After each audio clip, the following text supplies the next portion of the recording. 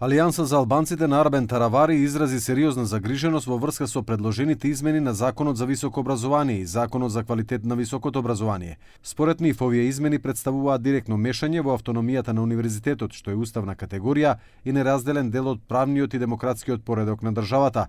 Алијанса за албанците вели дека во споставувањето нови управувачки структури со политичко влијание врз постојните академски тела го нарушува принципот на универзитетска самоуправа и го префрла донесувањето одлуки од академската седница на извршната власт. Алијанса за албанците оценува дека создавањето централизирани механизми за одредување на универзитетското финансирање, вклучително и одредувањето на вкупниот износ на средствата за универзитетите, представува кршење на принципите на управувањето со јавните финансии и ги заобиколува процедурите утврдени со Законот за буџет. Финансирањето во оваа форма ризикува да стане инструмент на политичка контрола, а не алатка за академски развој и научни истражувања. Исто така, предложените измени во процедурите за регрутирање и академско напредување не гарантираат зголемување на квалитетот, туку создаваат исклучувачки и селективни критериуми кои особено им штетат на младите академски кадри.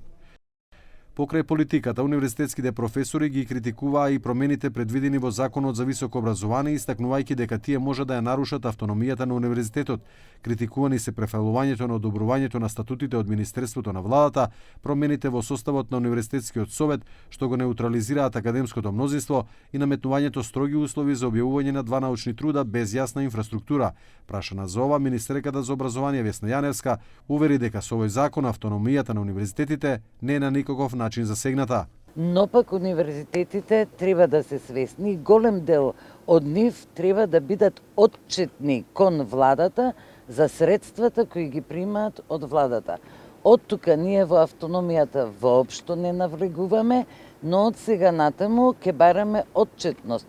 Тоа било предвидено и со претходниот закон од 2018 на професорката Рената Децковска, но никогаш не заживеало. Јаневска исто така рече дека во моментов нема услови за позитивен одговор на барањата за бесплатно високо образование, нагласувајќи дека ова сериозно финансиско и системско прашање кое не може да се реши без стабилна основа. Таа нагласи дека владата во моментов е фокусирана на стабилизирање и подобрување на образовниот систем, подобрување на условите во образовните институции и обезбедување одржливи решенија, а не на популистички мерки што би можеле да го оптоварат буџетот.